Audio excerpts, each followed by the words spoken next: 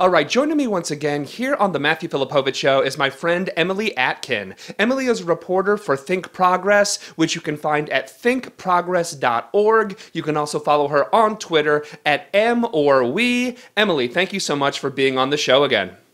Thanks for having me. I like this video component.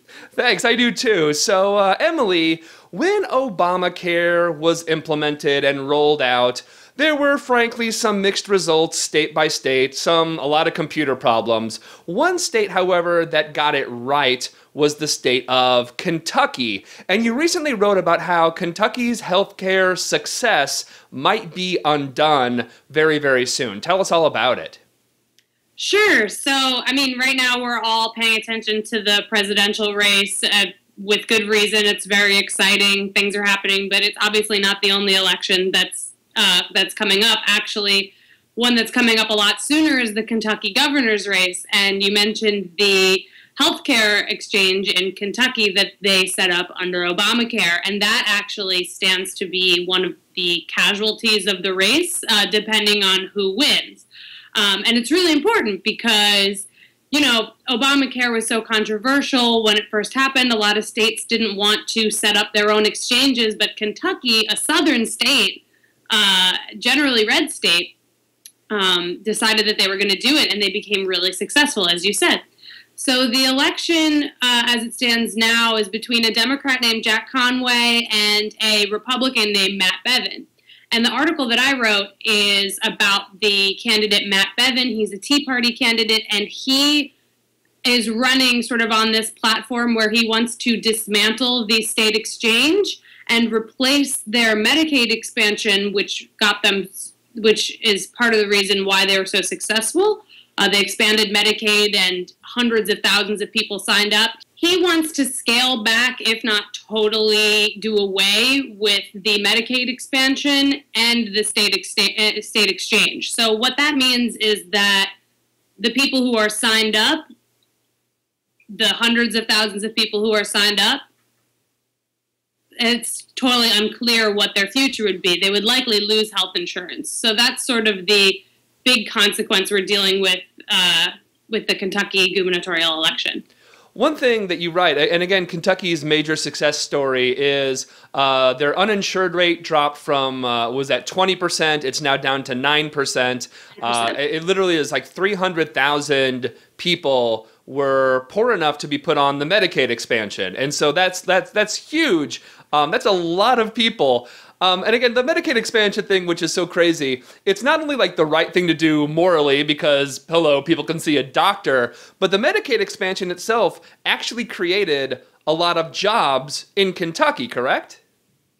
Correct. At least that's what the governor's office said. They commissioned a report. They commissioned a couple reports from some accounting firms like Deloitte and PricewaterhouseCoopers, and they basically said that the Medicaid expansion plus establishing the state exchange, which is a local, it's a local system where local people are helping people, sign up for health care, et cetera, et cetera. Yeah, it's creating jobs in the healthcare and related sectors. What's hysterical is how this guy, if he wins the election, he's a Tea Party guy. He talks all the time about how much he hates the federal government, but essentially the kind of hypocrisy of the fact that he actually wants to get rid of the state-run exchange and then actually move it over to the federal side. What is the logic behind? I guess there probably isn't any logic other than the fact that he just hates Obamacare, You would have to ask Matt Bevin about that.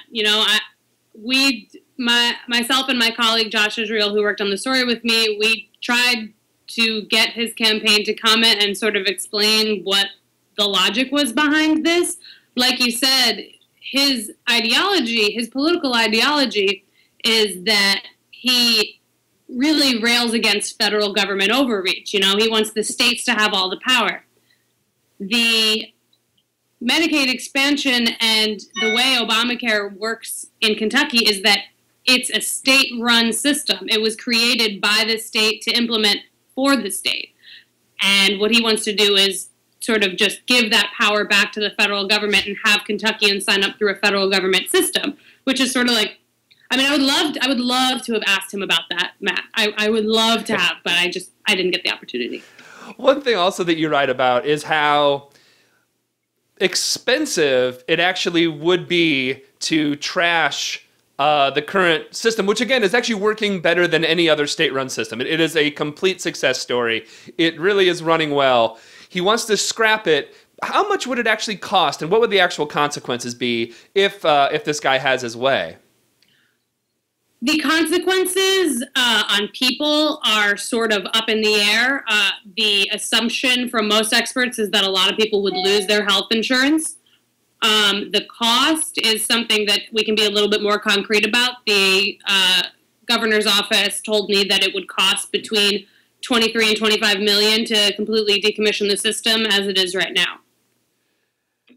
But he's fiscally conservative, right? So he might as well, toss away the money for something that's working go to something that wouldn't work as well, that less people will be on. That really seems like the fiscally conservative thing to do. Well, the interesting thing about the state exchange right now is that it actually doesn't cost the state anything. Right.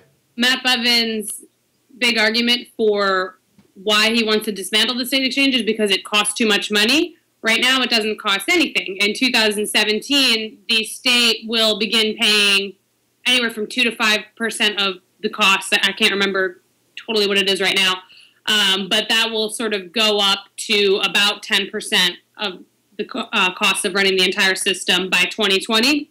By then, most accounting firms estimate that the number of benefits from offset jobs and from like the jobs that were created and from people actually becoming healthier and, missing work days, etc., there'll be net economic gain. So that should offset some of the cost that will eventually happen. But to counter, Emily, let's look at it from Bevin's side. Okay. I'll try to do his argument. Freedom? What about a little thing called freedom, Emily? You ever think of that? You ever think of freedom as a counter-argument to people not dying? I kind of think of life as the ultimate freedom. There you go. Good point. One thing Bevin has actually said is that he actually likes the plan in place in the state of Indiana. And in the article, you actually compare Indiana's plan to Kentucky's plan and how one, i.e. Kentucky, is working a lot better than Indiana. Compare the two and actually talk a little bit about how, if for some reason he decides to change over to Indiana, what that would mean for Kentucky. I don't have the numbers right in front of me right now, but what I do remember from doing a comparison was just that the uninsured rates were just not as staggering as the ones in Kentucky. And what I mean by that is when they implemented their systems, their respective systems, Kentucky's had a big uninsured population that dropped dramatically, and while Indiana's uninsured population just sort of dropped a little bit. Right. It definitely dropped when you start implementing the Affordable Care Act. That's sort of been the effect across the country, is that uninsured rates have dropped and more people have insurance. It's just the numbers of people insured, it hasn't happened. And that's likely because the way that their Medicaid waiver system works is that poor people actually have to contribute to the cost of their health care. It's not just a overarching subsidy.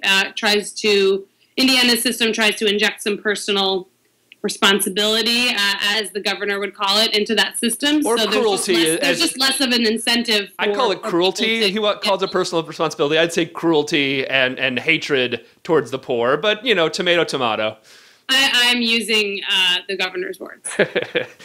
What's so crazy about this entire story? And look, I don't want Obamacare repealed. Clearly, it has a lot more people insured, but it really goes to that one of the major design flaws of Obamacare is the fact that it leaves the implementation to so many crazy people and people that are clearly out of their minds, and just like it's so fragile how one random person can get elected, and theoretically, because a lot of this he could actually do without any laws being passed, right? I mean, theoretically, if this guy gets elected, by a dictate, he could essentially shift a lot of things in Kentucky and ruin a lot of people's actual health care in Kentucky.